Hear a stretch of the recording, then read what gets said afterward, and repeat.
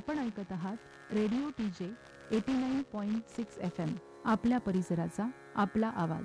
आषाढी एकादशी निमित्त आपल्या आषाढी वारी या विशेष कार्यक्रमामध्ये मी प्राध्यापिका प्राची सुरडीकर आपल्या सगळ्यांचे स्वागत करते. आपल्या आषाढी वारी या विशेष कार्यक्रमामध्ये आपण आषाढी वारीबद्दल बरेच काही जाणून घेणार आहोत. आषाढी वारीचा इतिहास, त्याचे महत्त्व, जनमानसावर आषाढी वारीचा असणारा पगडा, संत साहित्य, काही अभंग आणि त्यांचे निरूपण, तर वारकऱ्यांशी किंवा वारकरी सेवाभावी व्यक्तींशी थेट संवाद देखील साधणार आहोत. चला तर मग सुरुवात करूयात आपल्या आषाढी वारी या विशेष कार्यक्रमाला.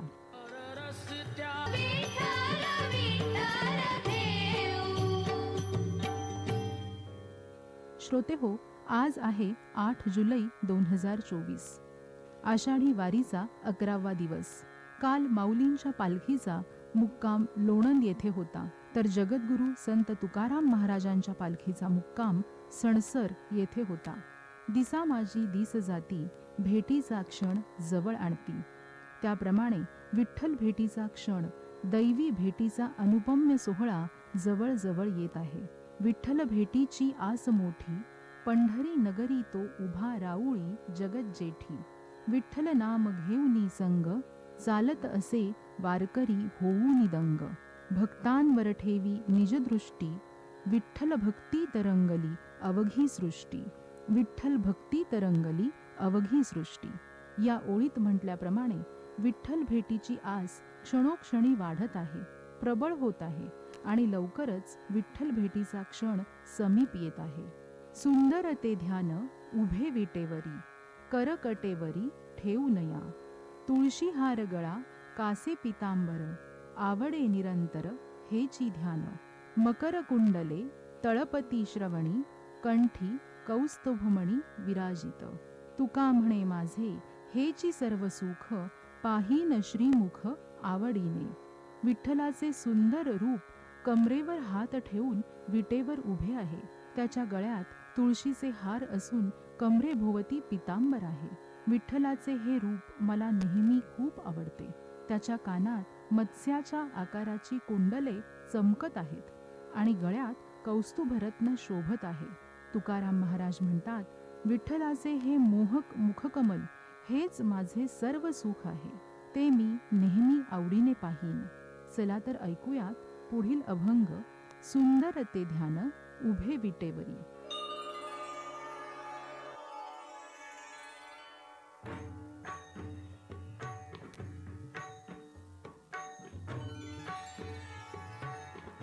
सुंदर ते ध्यान उभे विटेवरी.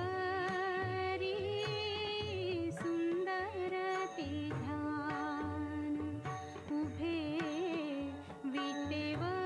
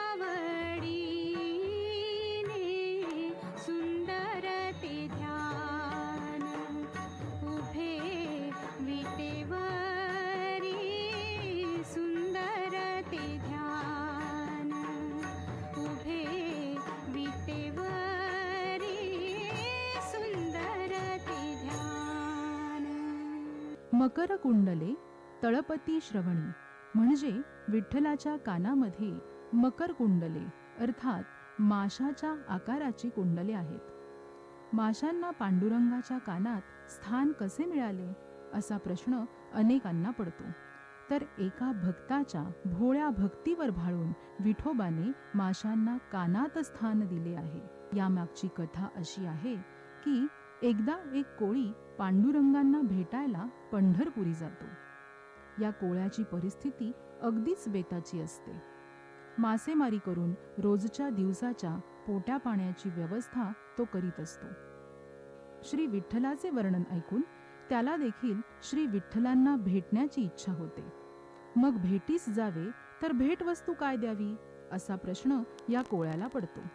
घाबरत घाबरत कोळी पंढरपुरी पोहोचतो. देवांच्या रावळाबाहेर येऊन थांबतो, पण त्याला इतर लोक आतमध्ये जाऊ देत नाही. का? कारण की तो एक मच्छीमार आहे आणि त्याने देवांसाठी उपहार म्हणून खुद्द त्याने पकडलेले मासे आणलेले आहेत, आणि तेही 2. गावकरी म्हणतात, पांडुरंग देव आहेत, त्यांना मासे काय देतोस? पाप लागेल याने तुला आणि आम्हा सर्वांना देखील. तेव्हा पांडुरंग खुद्द तिथे येतात आणि सगळ्यांना सांगतात की तो जे उपहार म्हणून देत आहे त्याकडे तुम्ही सगळेजण बघत आहात, परंतु तो काय देतो आहे हे पाहण्यापेक्षा तो देत आहे याकडे पहा. स्वतःची झोळी रिकामी असूनही तो प्रेमापोटी मला देत आहे, ही भावना खूप मोलाची आहे. आणि मला जे काही तुम्ही भक्तिभावाने देणार ते मी अत्यंत आदराने आणि मनापासून स्वीकार करेल, मग ते काहीही असू द्या. मी तुम्हा सर्वांवर प्रेम करतो आणि प्रेम हे लहान मोठ्या या भेदभिन्नतेत कधीही अडकत नाही. असं सांगून विठ्ठल त्या व्यक्तीकडून 2 मासे घेतात आणि भविष्यातही विठू माऊली सगळ्यांवर निरागस प्रेम करते व तिच्यासाठी सगळेजण समान आहेत हे भक्तांना कळावे म्हणून श्री विठ्ठल ते मासे आपल्या कानात कुंडलांसारखे घालून घेतात. किती ते श्री विठ्ठलाचे आपल्या भक्तांप्रती असणारे प्रेम. तर ऐकूयात आपले पुढील गीत, विठू माऊली तू माऊली जगाची.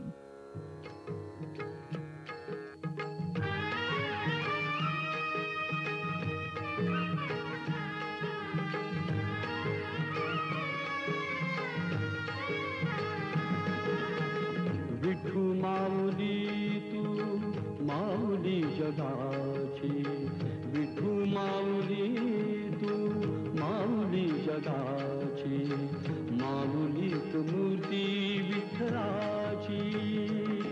विठ्ठला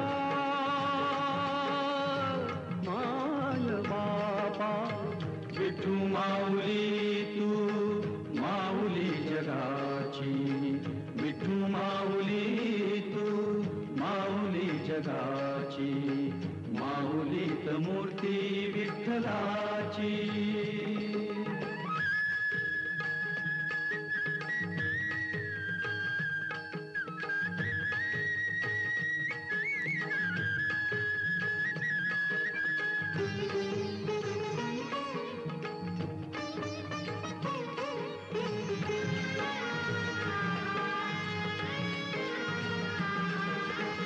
काय तुझी माया सांगू श्रीरंगा, काय तुझी माया सांगू श्रीरंगा, संसाराची पंढरी तू दिली पांडुरंगा. डोळ्यातून वाहे माय चंद्रभागा, अमृताची गोडी आज आली या अभंगा. विठ्ठला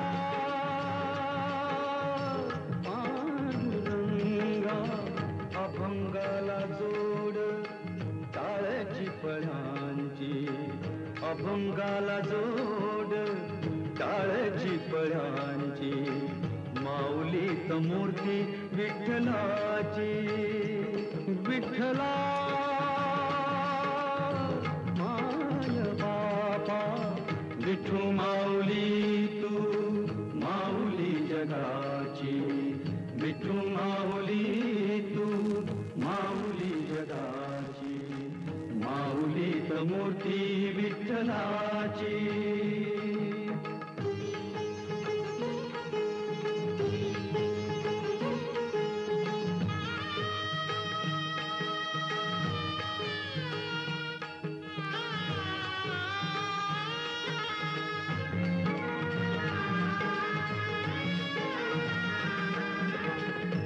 लेकरांची सेवा केली सतुआई, लेकरांची सेवा केली सतुआई.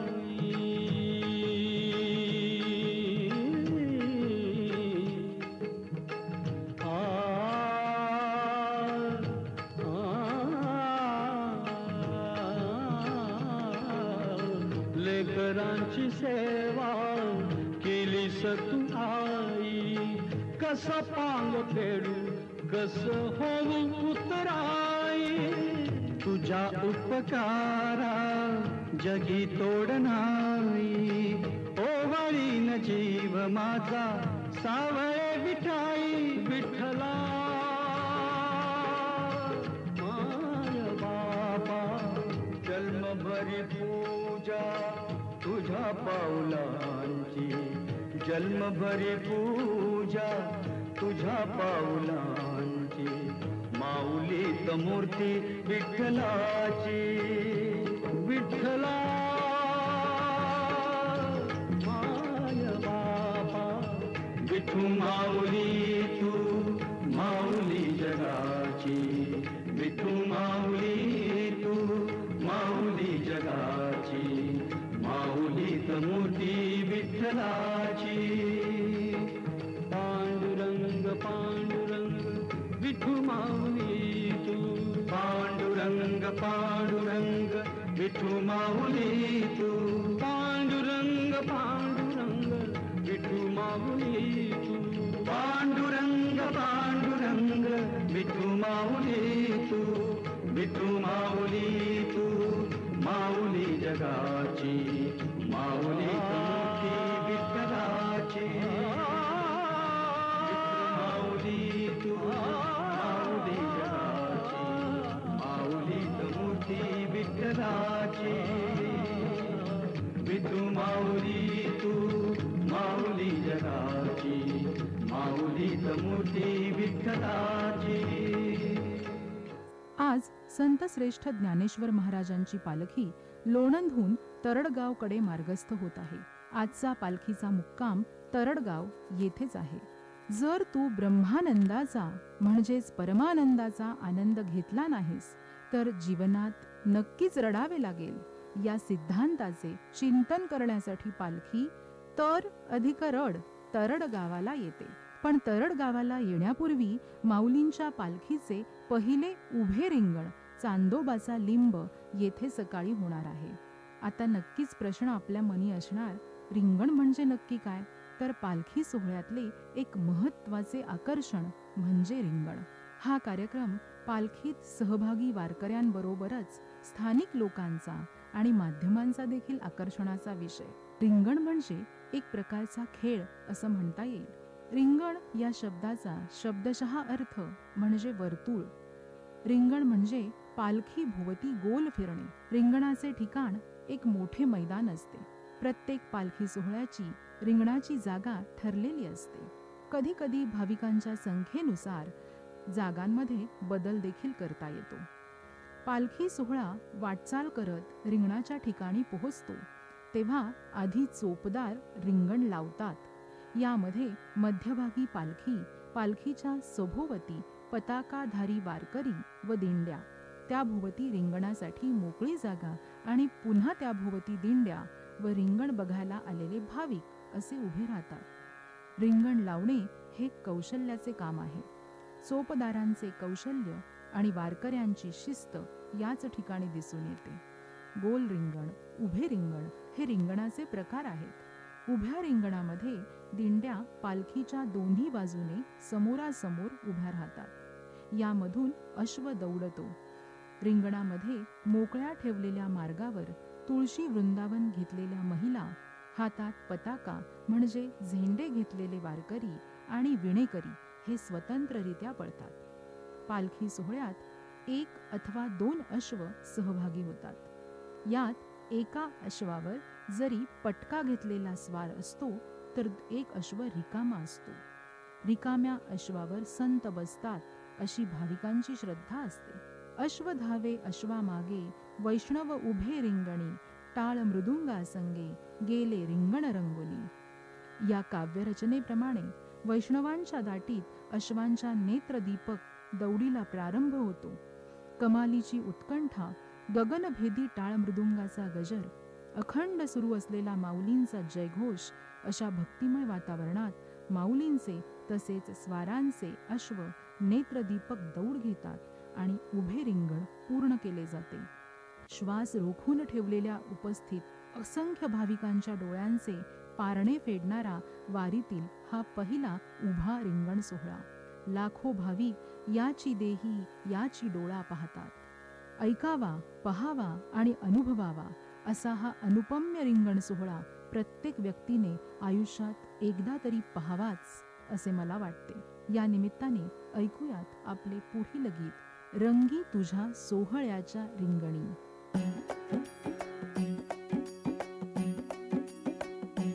खांदी पताका घेऊनी वारी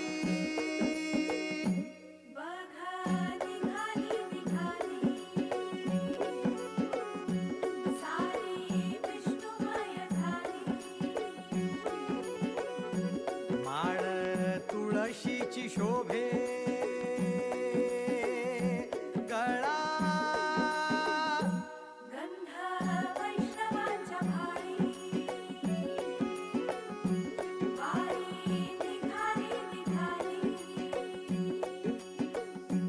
रमलो संसारात खरा, ऐक रखमाईच्या बरा, तरी जीव लागी तुझ्या पायरी.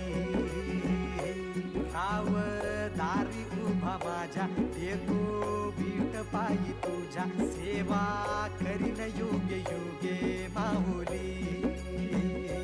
तरी मुखी नाम घोष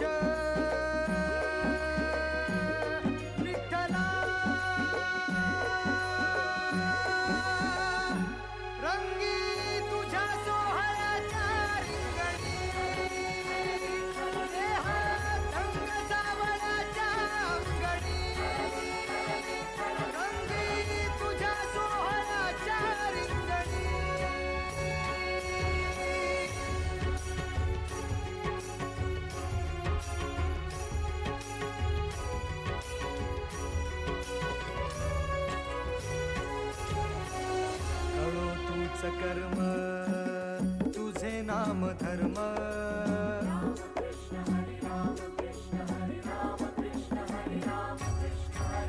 कळो तूच कर्म तुझे नाम धर्म. वार करी पंथ पांडुरंग, वार करी पंथ पांडुरंग.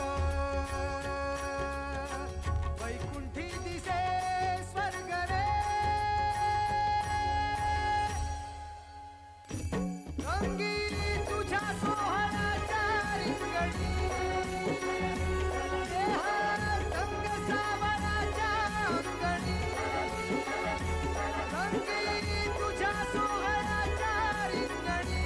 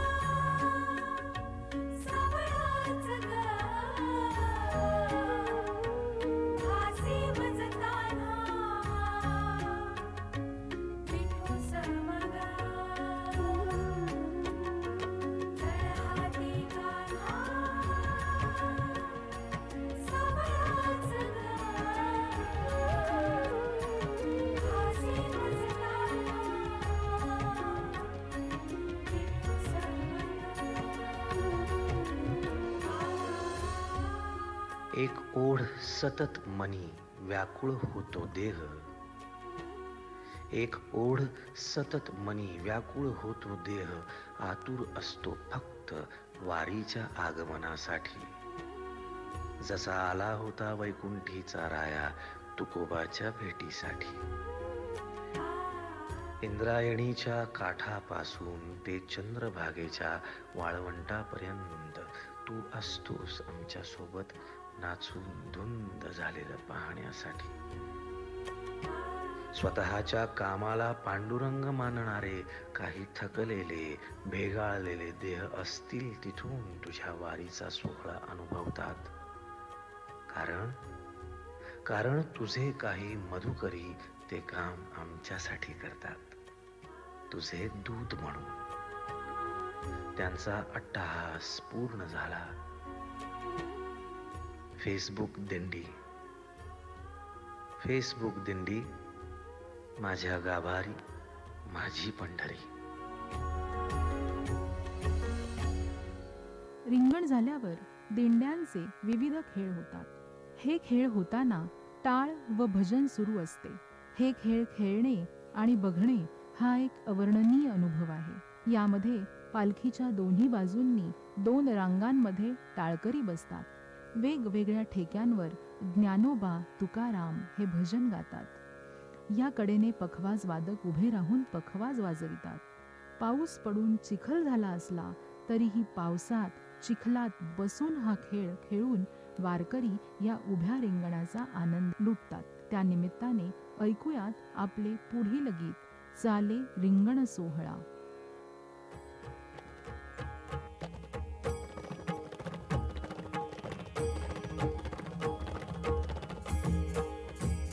जय जय विठ्ठल रखुमाई, जय जय पांडुरंग हरी. जय जय विठ्ठल रखुमाई, जय जय पांडुरंग हरी.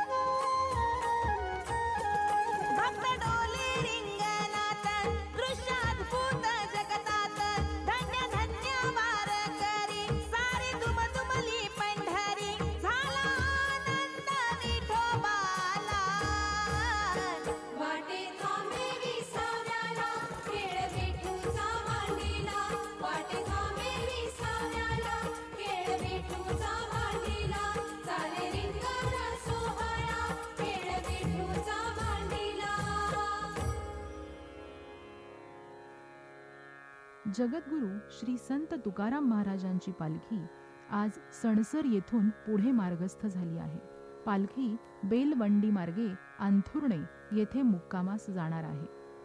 माऊलींच्या पालखीचे आज जसे पहिले उभे रिंगण झाले, तसेच तुकाराम महाराजांच्या पालखीचे आज बेलवंडी येथे पहिले गोल रिंगण होणार आहे. टाळ मृदुंगाचा गजर अन विठ्ठलाचे अभंग आळवीत पंढरीच्या वाटेवर चालणाऱ्या पावलांना एका अनोख्या चैतन्याचे बळ मिळत असते. पण सलग वाट चालत असताना वारीला काहीतरी वेगळेपण मिळाले तर हे बळ द्विगुणित होत असते. त्यामुळे शरीराच्या थोड्याफार कुरकुरींकडे देखील दुर्लक्ष केले जाते. पालखी सोहळ्यामध्ये हे वेगळेपण आणण्यासाठी केला जातो रिंगण सोहळा. भान हरपून खेळ खेळतो, दंगतो भक्तीत वैष्णवांचा मेळा. भक्तीने भारलेला रिंगण सोहळा, पहावा याची देही याची डोळा. रिंगण हा पालखी सोहळ्याचा अविभाज्य भाग असला तरी वारीच्या परंपरेत देखील त्याला वेगळे स्थान आहे.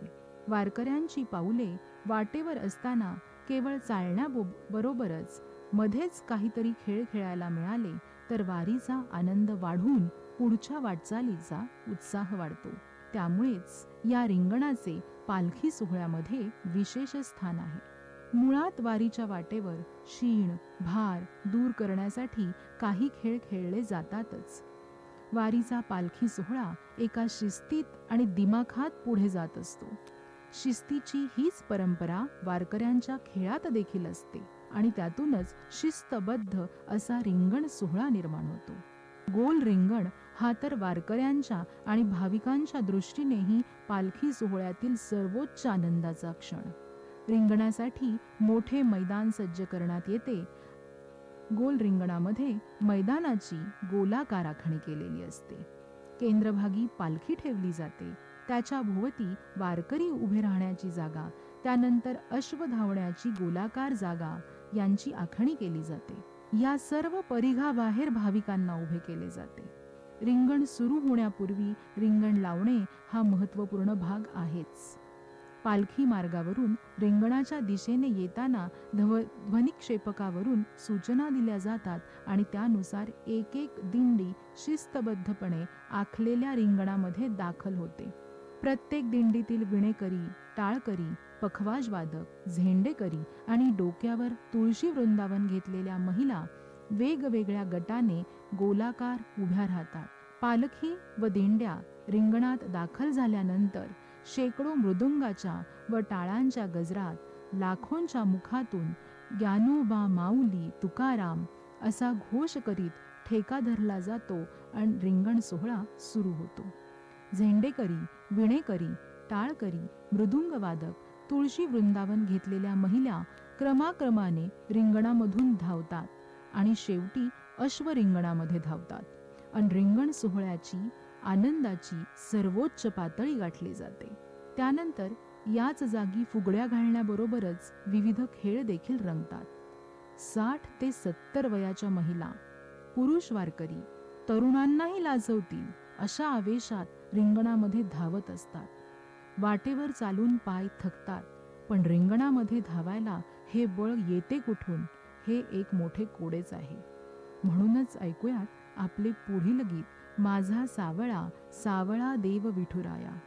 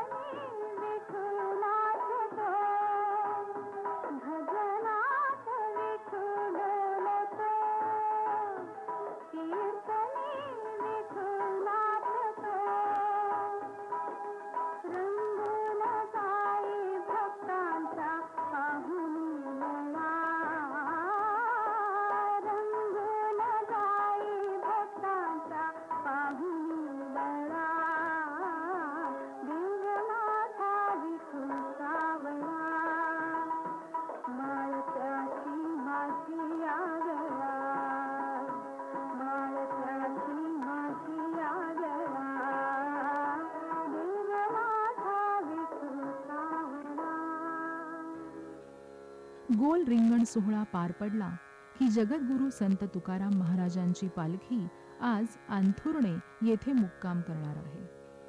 अंथुर्णे या शब्दाचा अर्थ अंथरणे किंवा पसरणे असा होतो किंवा हस्तांतरण करणे असा देखील होतो. जेथे रिंगणातील खेळ खेळताना भक्ती मार्गाचे हस्तांतरण होते, म्हणजे एका व्यक्तीकडून दुसरी व्यक्ती विठ्ठल भक्तीकरिता प्रेरित होते, ती जागा म्हणजे अंथुर्णे. म्हणून तुकाराम महाराज मुक्काम करतात तो अंथुर्णे गावात. या निमित्ताने ऐकूयात पुढील गीत रखुमाई रखुमाई.